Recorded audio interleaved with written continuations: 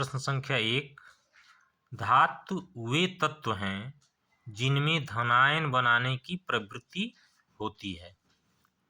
तो इसमें विकल्प पहला ही सही है, धातुओं में धनायन बनाने की प्रवृत्ति होती है। दूसरा प्रश्न है, धातु जो सामान्य ताप पर द्रव है, तो वह धातु जो द्रव अवस्था में पाया जाता है सामान्य ताप पर, वह पारा है। धातुओं के ऑक्साइड होते हैं, तो धातुओं के ऑक्साइड क्षारीय होते हैं और अधातुओं के ऑक्साइड अम्लीय होते हैं। तो यहाँ पर प्रश्न 3 है, धातुओं के ऑक्साइड क्षारीय होते हैं।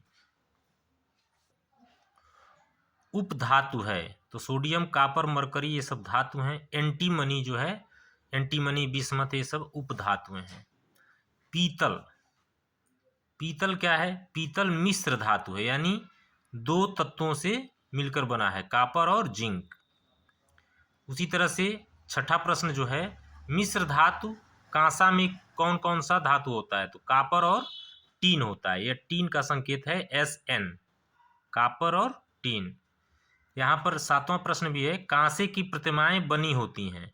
तो अभी हमने देखा कापर और टीन से, तो कापर और टीन की कांसे की प्रतिमाएं बनी होती हैं। ये वाला प्रश्न, ये विकल्प बी सही है। यहाँ पर अमलगम होते हैं,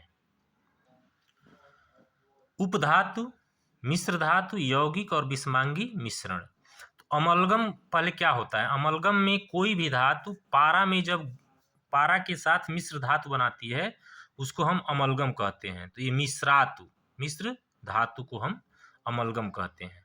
ये ध्यान रखिएगा कि अमलगम में एक तत्व जो होता है वो पारा होता है।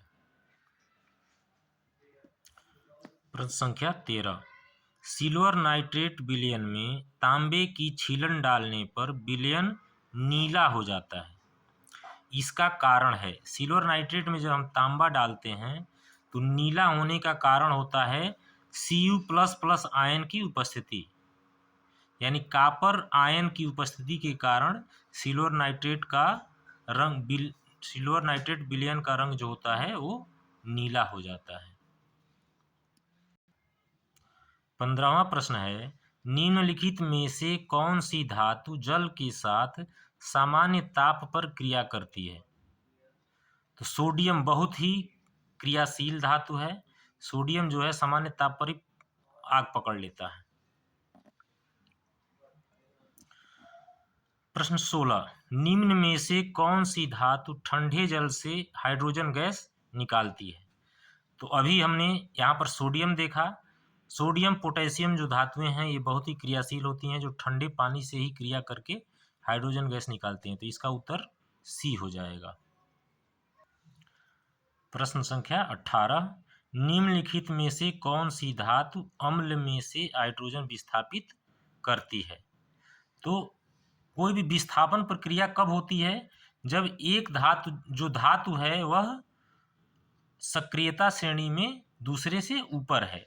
तो यहाँ पर जिंक, कापर, Ag और Hg में केवल जिंक जो है हाइड्रोजन से सक्रियता श्रेणी में ऊपर है, अतः Zn जो है अम्लों से हाइड्रोजन को विस्थापित कर देता है। यह कापर, सिल्वर और पारा जो है ये तीनों धातुएं सक्रियता श्रेणी में हाइड्रोजन से नीचे हैं, तो यह विस्थापित नहीं कर सकती। प्रश्न संख्या 19 है, मिश्रात जो सोल्डर में होते हैं, यानी जो सोल्डर है वह किस मिश्र धातुओं की बनी होती है? तो लेड और टीन। याद रखिए यहाँ पर लेड और टीन। कांसा जो है कापर और टीन से बनता है और सोल्डर जो है लेड और टीन से बनता है। तो इसमें ए विकल्प सही है। 20वां प्रश्न है, निम्नलिखित में से कौन सी धातु अम्ल से हाइड्रोजन विस्थापित नहीं करती है? तो कौन सी धातु नहीं करेगी? जो हाइड्रोजन से नीचे होगी। तो इसमें Fe, Zn और Mg जो है हाइड्रोजन से ऊपर है, ये सब विस्थापित कर देती हैं। कापर केवल सक्रियता श्रेणी में हाइड्रोजन से नीचे है, इसलिए यह विस्थापित नहीं करती है। तो इसका उत्तर हो जाएगा सी, कापर। प्रश्न संख्या 21, एंटीमनी है धातु, अधातु, उपधातु, अक्रिय गैस।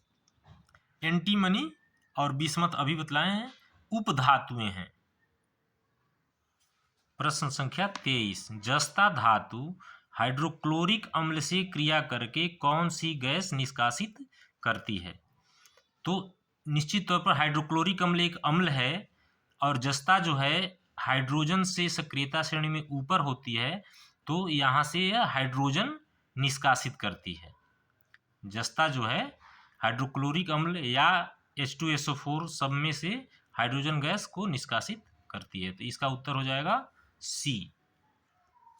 प्रश्न संख्या 30, अयस्कों के सांद्रण की फेन उत्प्लवन विधि प्रायः किस प्रकार के अयस्कों के लिए प्रयुक्त की जाती है?